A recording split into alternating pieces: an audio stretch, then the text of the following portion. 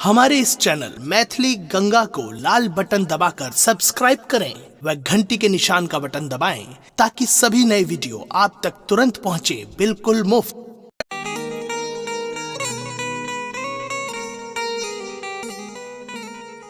जय मिथिला, जय श्री किशोरी जी, जय राजा विदेह, राजा जनक की जय हो, मिथिलांचल की जय हो।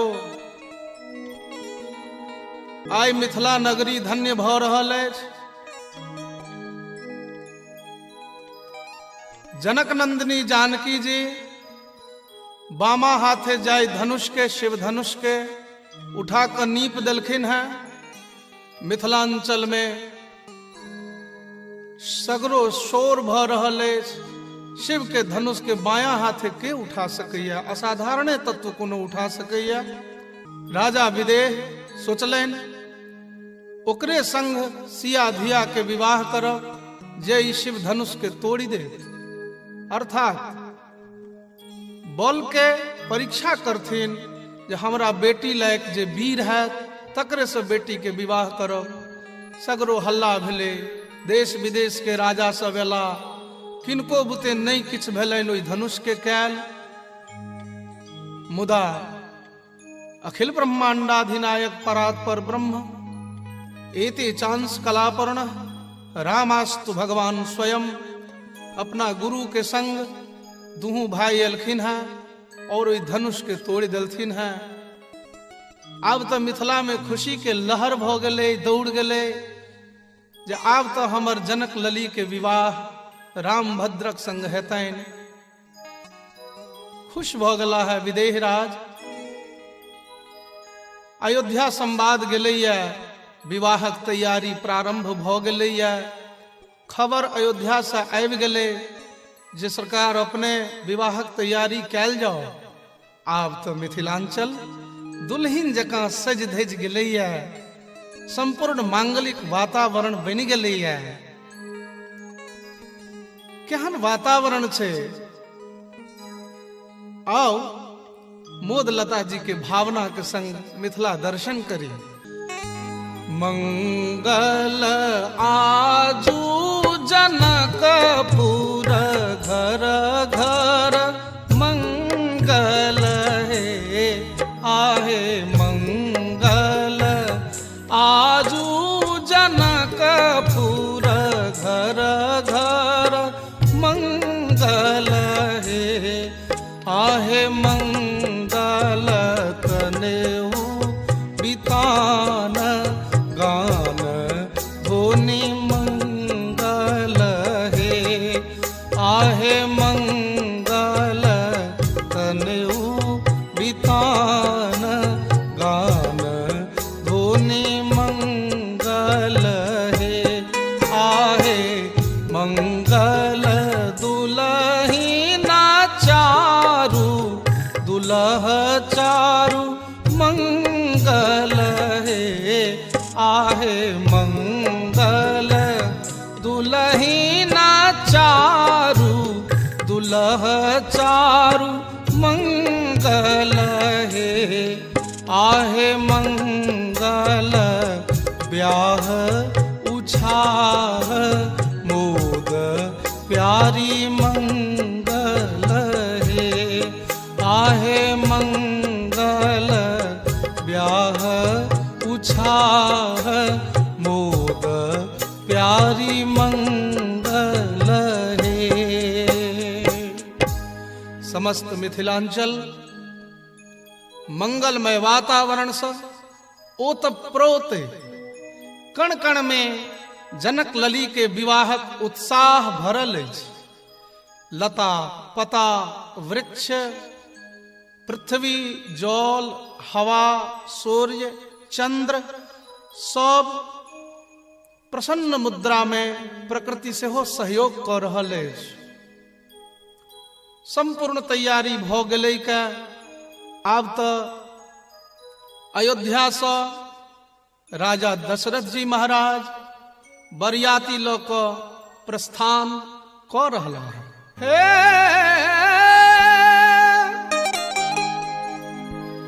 अवधान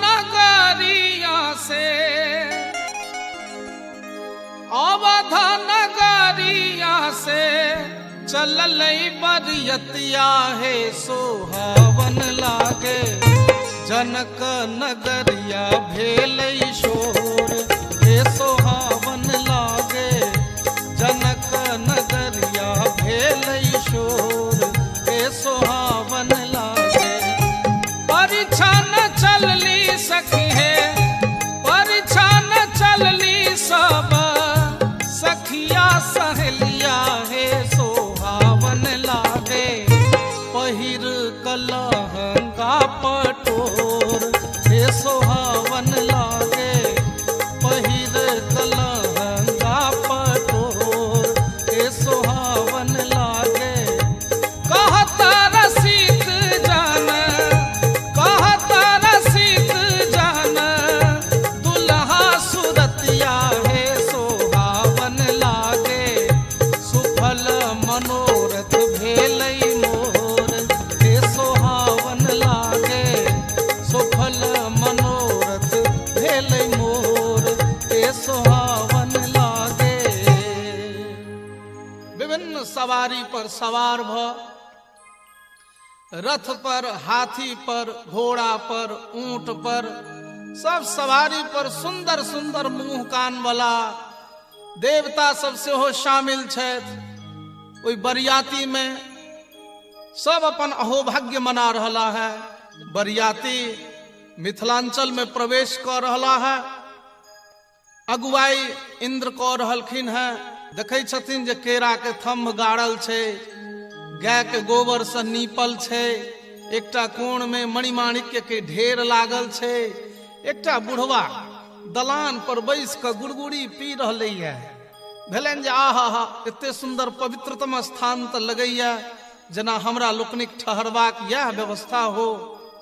तऽ अंदर जाय लगै छथिन भीतर, ओ बूढ़ा रोकै छनि जे सरकार एम्हर कतऽ अबै छियै?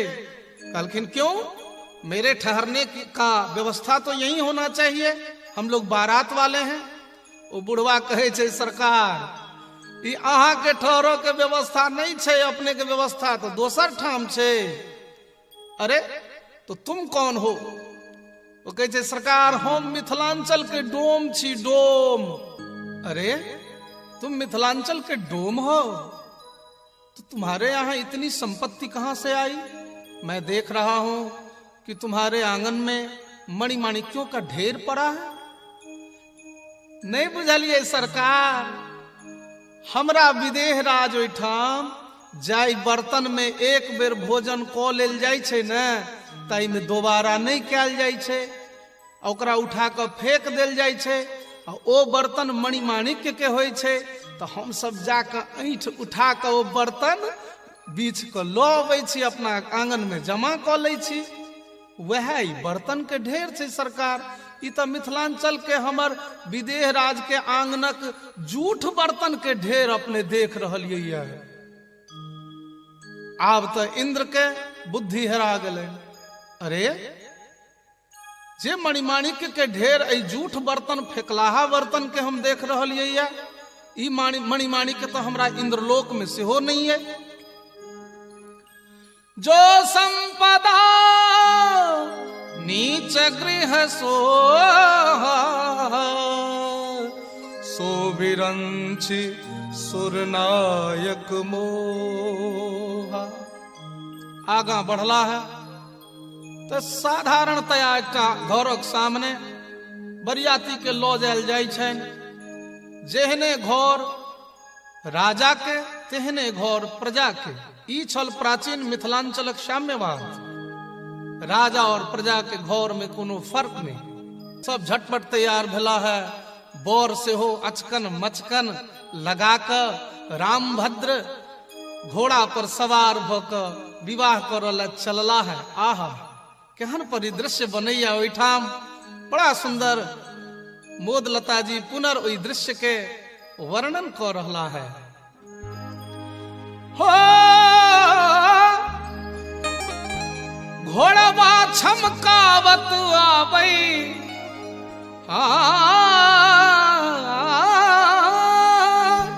घोड़वा छमकावत आबै, श्यामला पहुनवा देखू सहेलिया मोरी है, मोरिया के आज बहार देखू सहेलिया मोरी है, मोरिया के आज बहार। ऊंचे रे लीलरवा पर, ऊंचे रे लीलरवा पर लटकै लट घुंघरवा देखू सहेलिया मोरी है, जुल्मी नयनवा कजरार देखू सहेलिया मोरी है, जुल्मी नयनवा कजरार।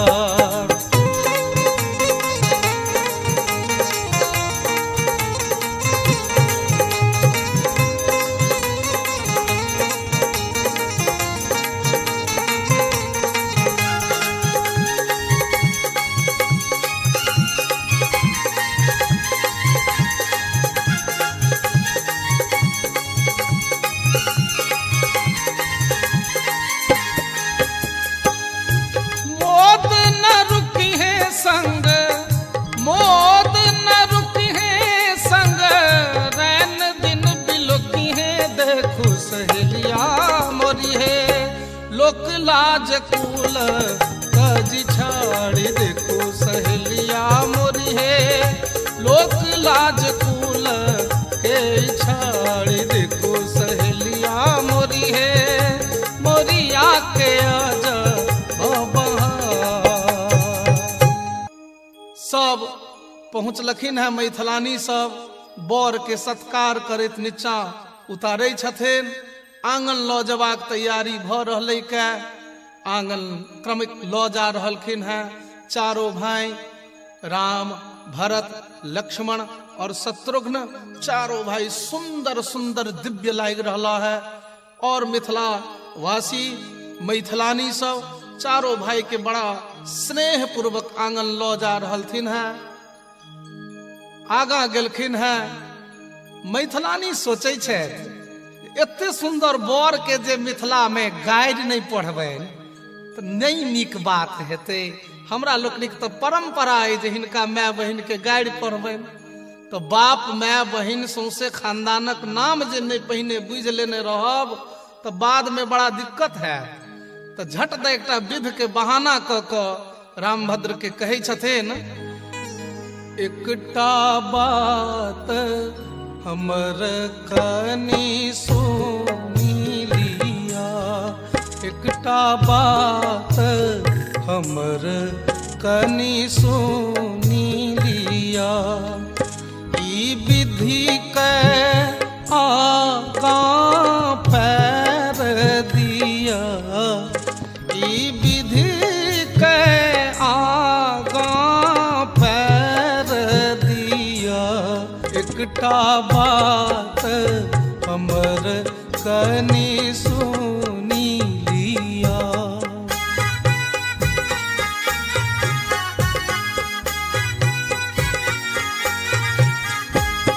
ओ एही ठामक ई विध प्रसिद्ध अछि,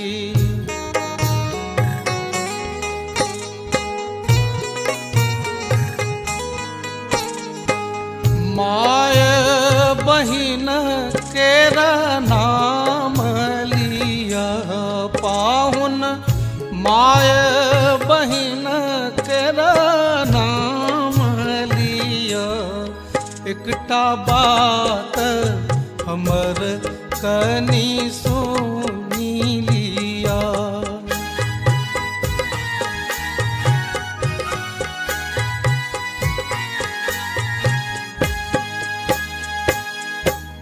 एहि बहाने बर सँ हुनक माय बहिनक नाम पूछि लेलखिन मैथिलानी। सब आपस में खूब प्रसन्न छथि जे हमरा सबके हाथ लागि गेल हिनकर माय बहिनक नाम।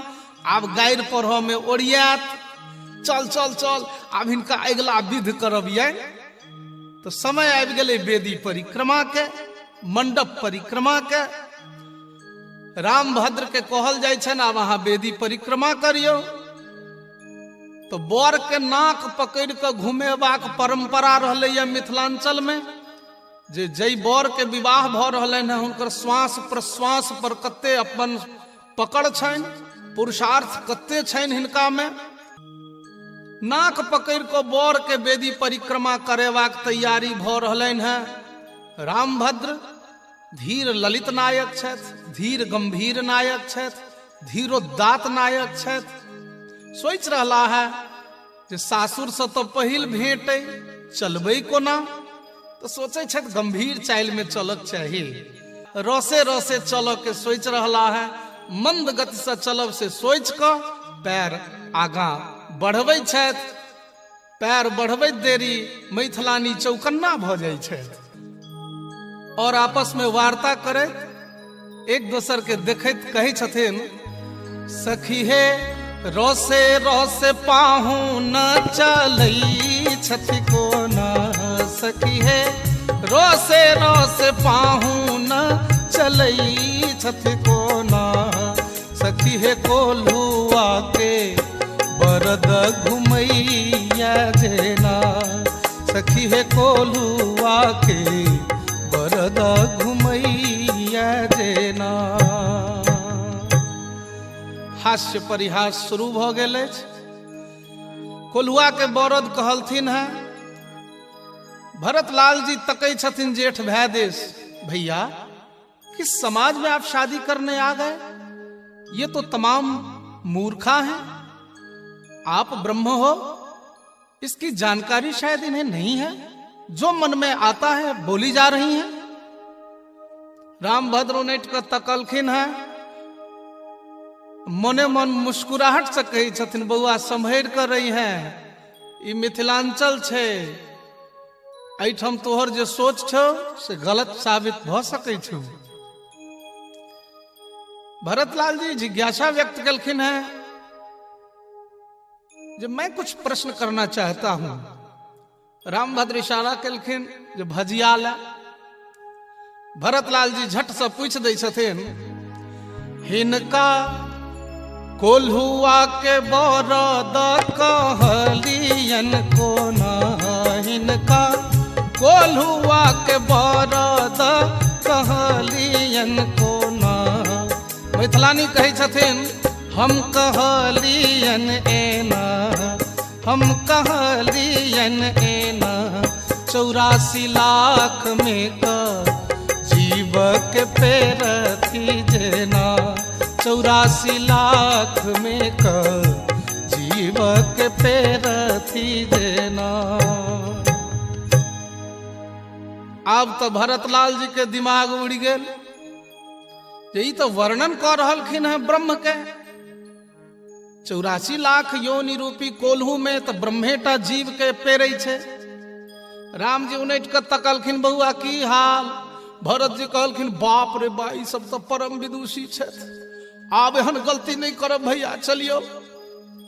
रामभद्र सोचे छथि भ सकैया विवाह में बर दौड़ क चलैत हेतै, चूंकि ऐसा पहले तो विवाह कतौ भेलन है नहीं।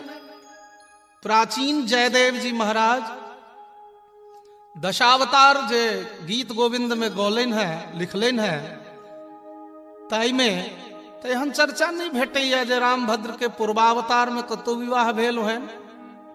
तो विवाह तो देखलखिन नहीं, से आइटम भ रहलन है जे भ सकैया विवाह में बर दौड़ क चलैत हेतै।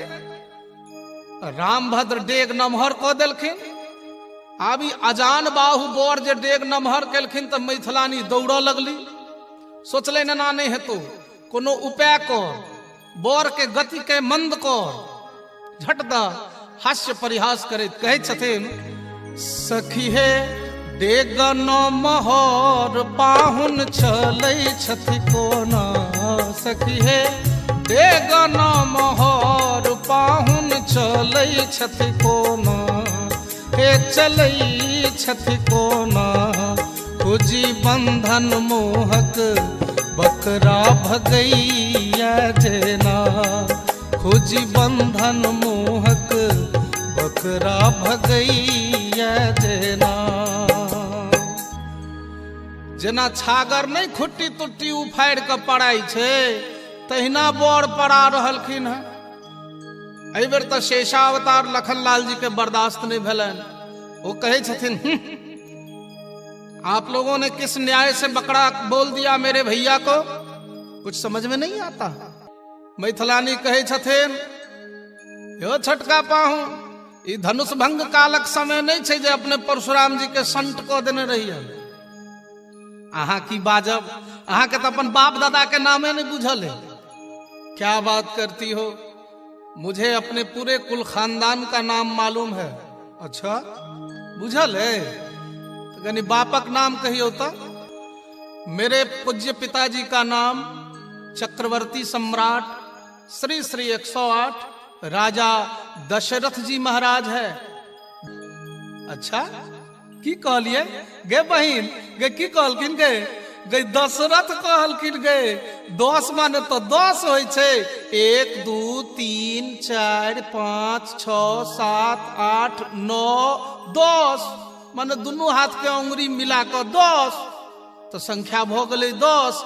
आ रथ माने तो संस्कृत व्याकरण के न्याय से घोड़ा होय छे, माने 10टा घोड़ा हिनका बाप छथिन। पाहुन पाहुन यो पाहुन आके 10टा घोड़ा बाप छथि। बहुत सुंदर, ई तो बापक परिचय छल। कनी दादा के परिचय दिया, बापक बाप के नाम लिया। लखनलाल जी कहे छथिन मेरे दादाजी का नाम चक्रवर्ती सम्राट श्री श्री 108 राजा अज है। अज की कहलिए अज, अयो अज माने तो मिथिलांचल में संस्कृत व्याकरण के न्याय से सेहो अर्थ बदल जाय छे। ओ अज तो कहल जाइत छैक खसी, ई सुनित पड़ल ठाठा क हंसी। सब मैथिलानी हंसऽ लगले और कहलखिन जहन अहाँ के दादा के नाम छागर अज जे मने खस्सी होई छे तो हम कोन अतिशयोक्ति केलौं है। जहन छगरे गोत्र अहाँ के आबि रहल है तो हम तो गलती नहीं केलौं, हम तो यही न्याय से कहलौं। ई त अज कुल के बालक भेलखिन जेना, ई त अज कुल के बालक भेलखिन जेना।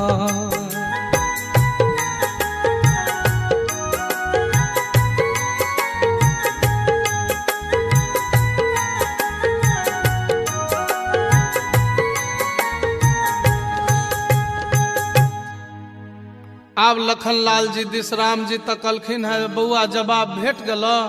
लखनलाल जी मूरी लटका कर घूम गेलखिन है। रामभद्र विचार कलें जे नहू नहू चललौं तो कोल्हुआ के बरद, डेग नमहर के लिए तो छागर। अब की कैल जाए, अब चलबे नहीं करबैन। बिचे आंगन में ठाढ़ भ गेला। अब ठाढ़ पाहुन के देख के मैथिलानी सोचे छथि जे बर जे नहीं हिलते नहीं चलते तो विवाह के कर हेते, आ बेसी विलम्ब हेते तो विवाह के मुहूर्ते निकल जेते। एहन तिकायल गप कहबे जे बर तो फिर दनादन चल लगते।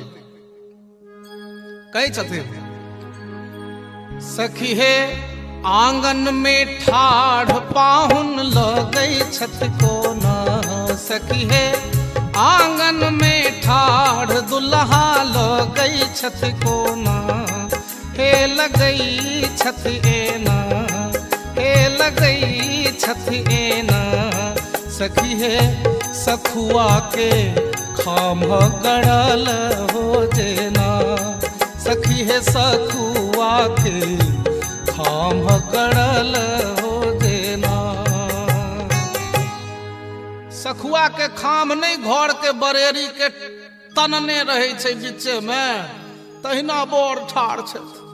एहि बेर छोटका भाई के बर्दाश्त नहीं भेलनि। ई ब्रह्मावतार सोचलनि जे जड़ और चेतन सब के सृष्टि हम करे छी, आ परम जे चेतन तत्व तिनका जड़ से उपमा भ रहल है, हम कोना बर्दाश्त करबै।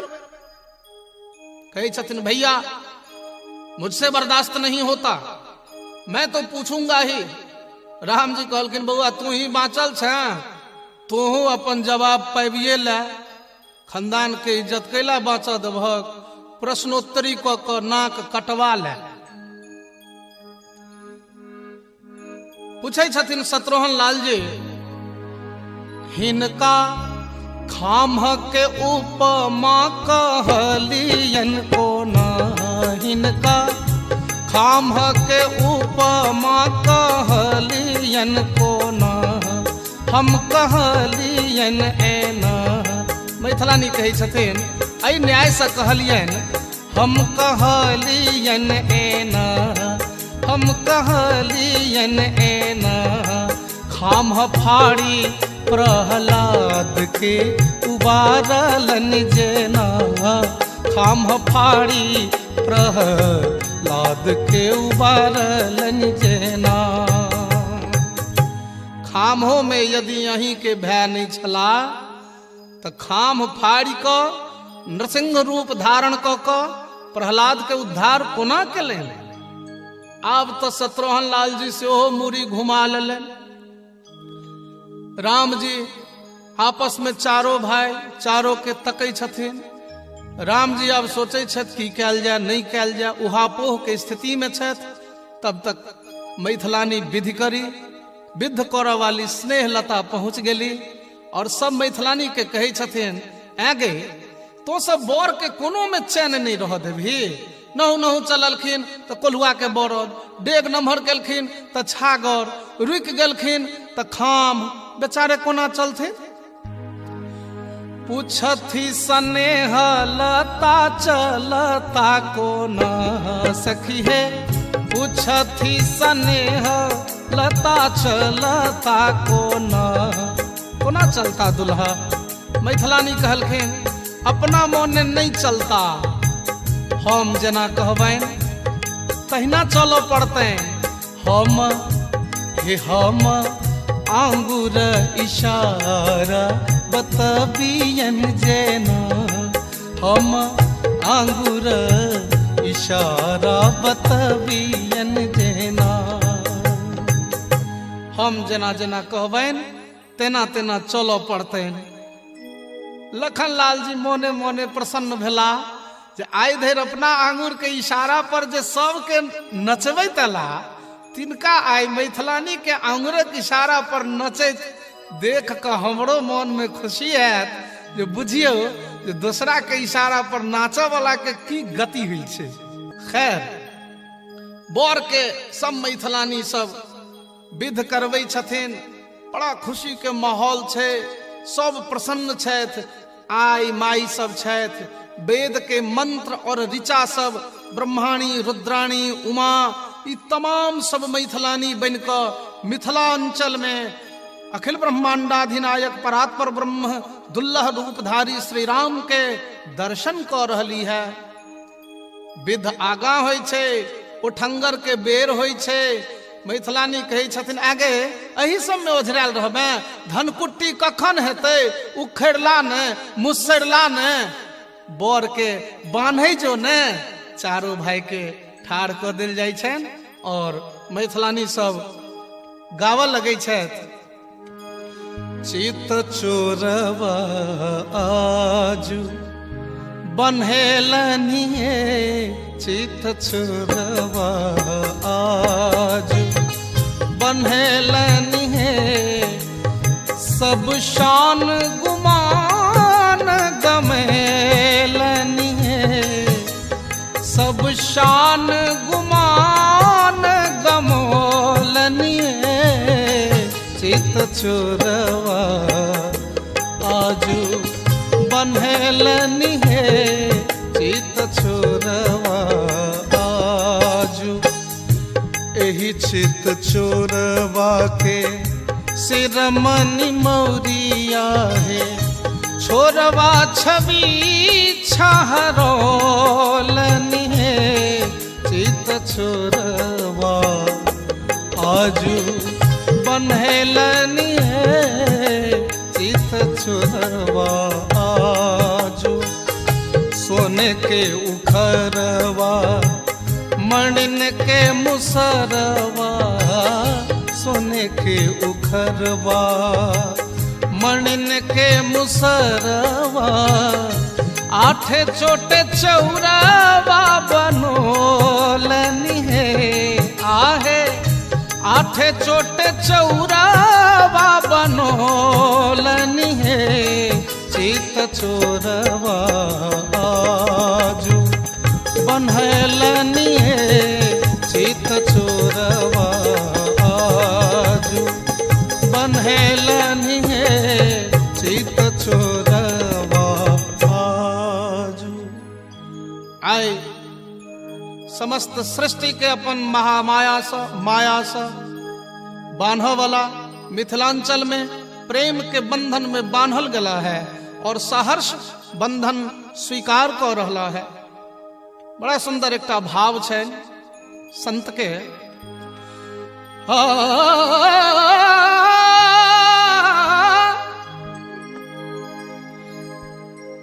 रामभद्र केहन लाग रहा है और जनक लली केहन लाग रही है। सरसों के कली सिया ज्योति महान रे तीसी फूल रंग दुल्हा सुहान रे तीसी फूल रंग दुल्हा सुहान रे तीसी फूल।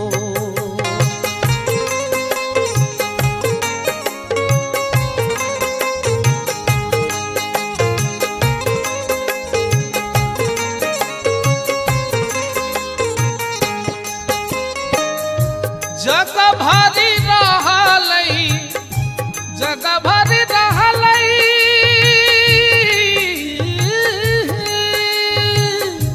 जग भरी रहलई जग भरी रहलई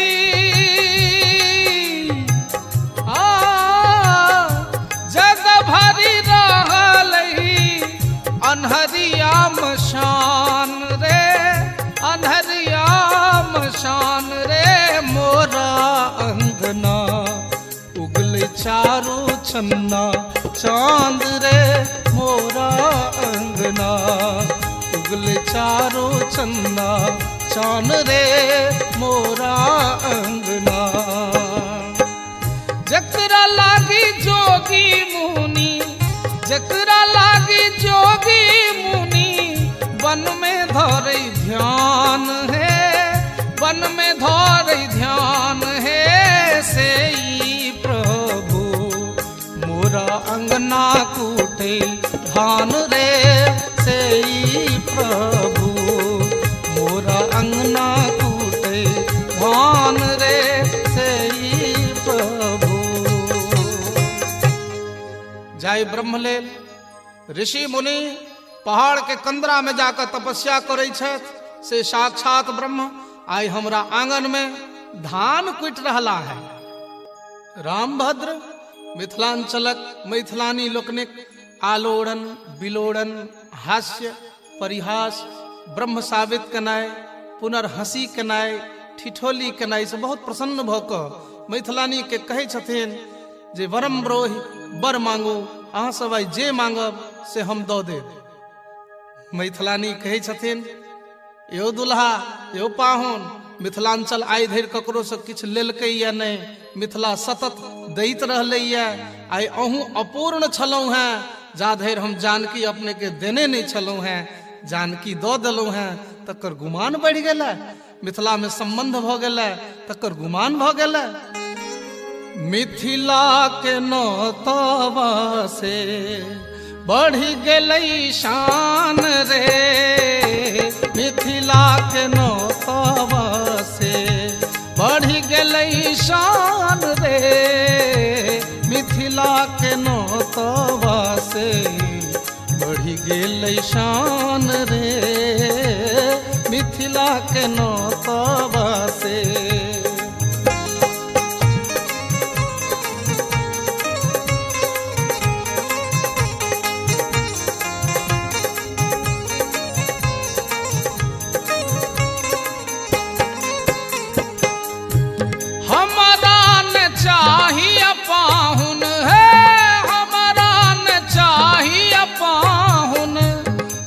जप ध्यान रे हमरा ने चाहिए पाहुन जोग जप ध्यान रे हमरा तो चाहिए पाहुन अही सन मेहमान रे मिथिला के नौतवा से बढ़ी गेल शान रे मिथिला के नौतवा से।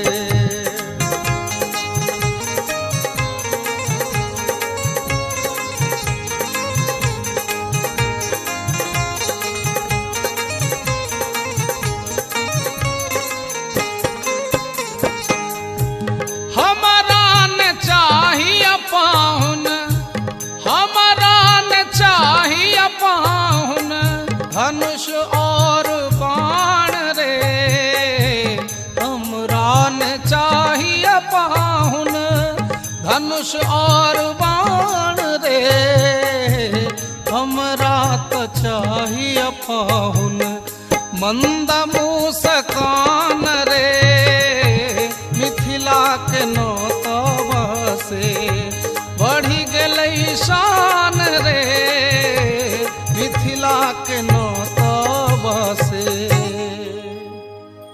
मिथिलांचलक नाता से शान बढ़ गेलै। रामभद्र मुस्का कऽ चुप भऽ जाइ छथि। आब तऽ बेर भऽ गेलै कन्यादानक। मैथिलानी सब विदेह राज के कहै छथिन जे आब कन्यादान कयल जाओ।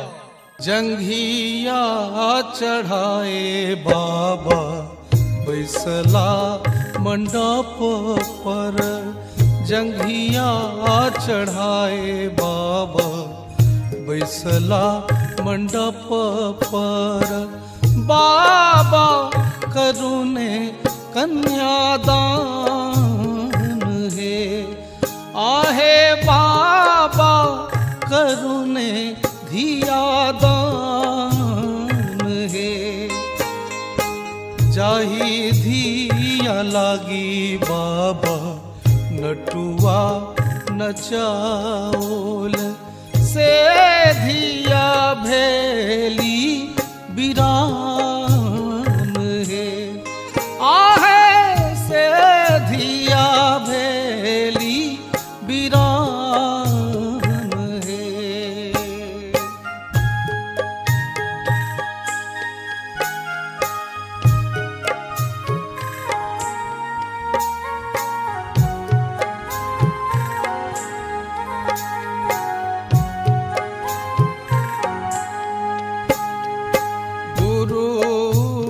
वशिष्ठ मुनि मंत्र उचारथि मंत्र पढ़थि श्री राम हे आहे मंत्र पढ़थि श्री राम हे आहे सिसा की रोवे मैया है सुनैना मैया है सुनैना अब बेटी भेली बिरा अब बेटी भेली बिरा आहे जनी कानु जनी कीजू मैया है सुनैना मैया है सुनैना यह थी क जग व्यवहार यह थी क जग व्यवहार यह थी क जग व्यवहार।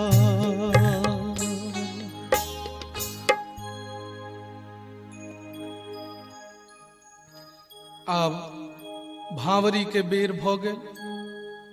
नोर पोछे जाओ अगला विध करे जाओ सब फेर आँख पोछि कऽ अगला विध ले तत्पर होइ छथि। भावरी के बेर होइया। गोस्वामी जी लिखने छथि एरी हाँ कुंवारी कुंवारी कल भावरी दे सब सादर ले जाई न बारनी मनोहर जोरी जो उपमा कछु कहो सो थोरी। अब एही भाव के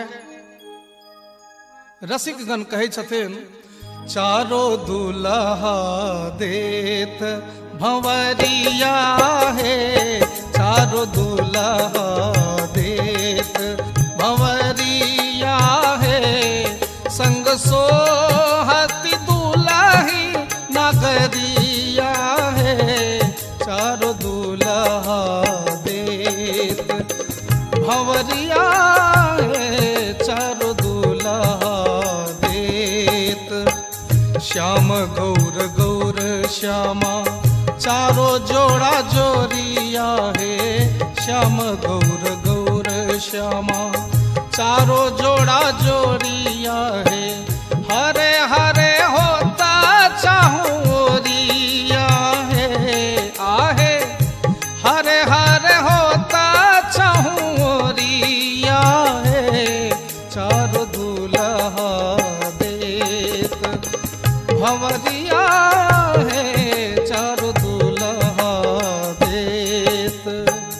फूली न समाती लखी मोदिया किंकरिया फूली न समाती लखी मोदिया किंकरिया है लाली लाल लखनी लजोरिया है आहे लाली लाल लखनी लजोरिया है चारो दुल्हा देत भंवरिया है चारो दुल्हा देत भंवरिया है चारो दुल्हा देत।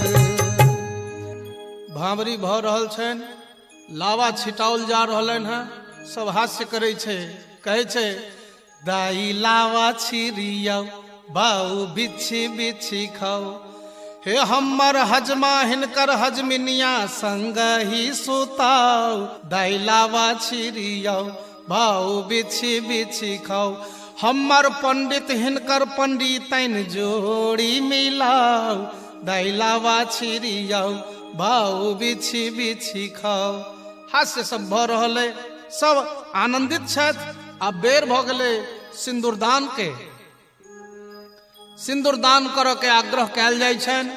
रामभद्र सिंदूरदान कऽ रहला है। बड़ा सुंदर एकटा भाव छनि रसिक संत के कवन नगर के सेनुरिया सेनुर बेचे आयल रे आहे कवन नगर के कुमारी धिया सेनुर बेसाहल हे आहे कवन नगर के कुमारी धिया सेनुर बेसाहल हे आहे अवध नगर के सेनुरिया सेनुर बेचे आयल हे आहे मिथिला नगर के कुमारी धिया सेनुर बेसाहल हे आहे राम रंग रसिया जे बरवा सेनुर चढ़ायल हे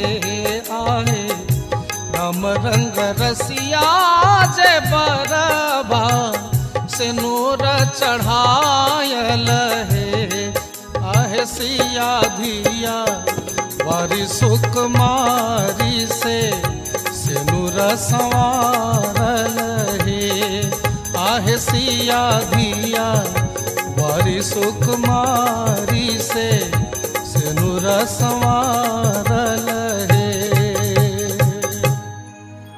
सिंदूरदान भ गेलन है। आब मैथिलानी सब रामभद्र चारो भाई के चारो दुल्हा के चुमाव के तैयारी कर रही है और सब आबि गेलखिन है थारी ल क बारी बारी से चुमाव ले आ गाबि रहलखिन है चुमा दियन है ललना धीरे धीरे, चुमा दियन है ललना धीरे धीरे, चुमा दियन है ललना धीरे धीरे।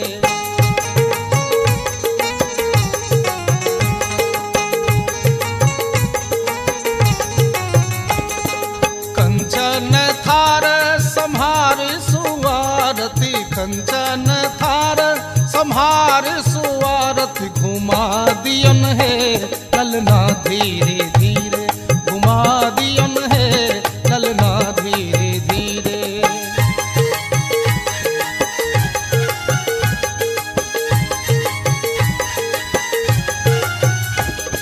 सरहोजी आबू महल सा दौड़ी, सरहोजी आबू महल सा दौड़ी, बजा दियन है बिछिया धीरे धीरे, बजा दियन है बिछिया धीरे धीरे।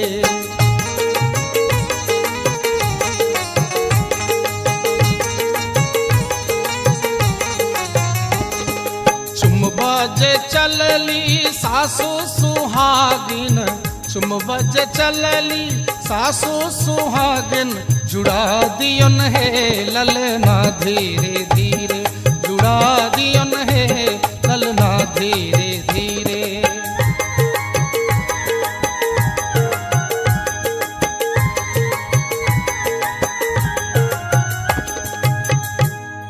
रामभद्र के चुमाउन भ गलन है, आब कोहबर दिस लो जायल जा रहलन है। मैथिलानी सब शायर सब सरहज सब घेर लेलखिन है। कहे छथिन द्वार की छकाई ने ग लूंगी मन भाई हो, तब जाने दूंगी कोहबर सदन सोहाय, तब जाने दूंगी कोहबर सदन सोहाय, तब जाने दूंगी कि जे मोरे भैया से, कि जो मोरे भैया से निज बहिनी सगाई हो, तब जाने दूंगी कोहबर सदन सोहाय, तब जाने दूंगी कोहबर सदन सोहाय, तब जाने दूंगी।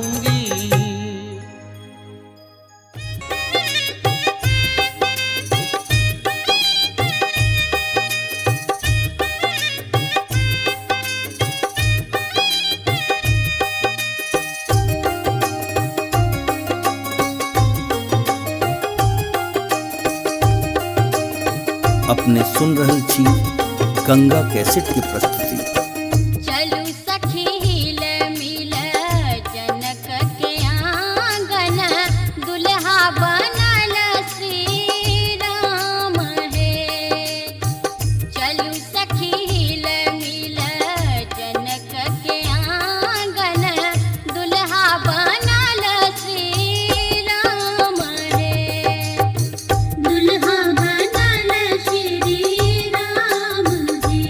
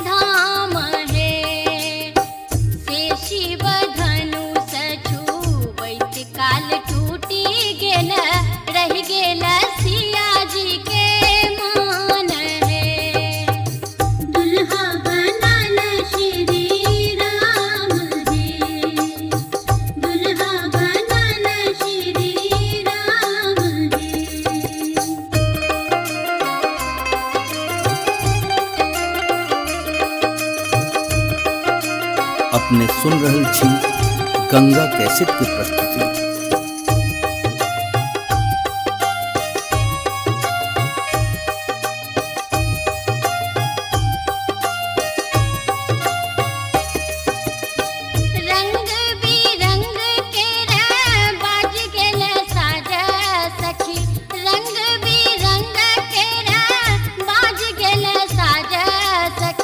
बरसल सुमन आकाश है, देहि कबैदिक आहे सखी मिट गेल तीनों पाप है। दुल्हा बनल श्री राम जी, दुल्हा बनल श्री राम जी। चलू सखी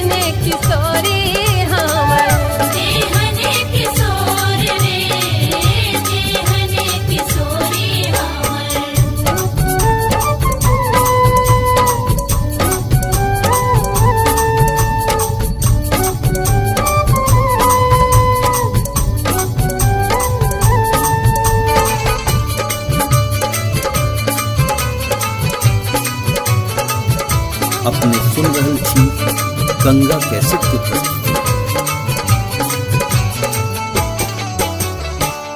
लाते घोंघरवा कारी माते मनी मोर रे, लट घोंघरवा कारी माते मनी मोर रे।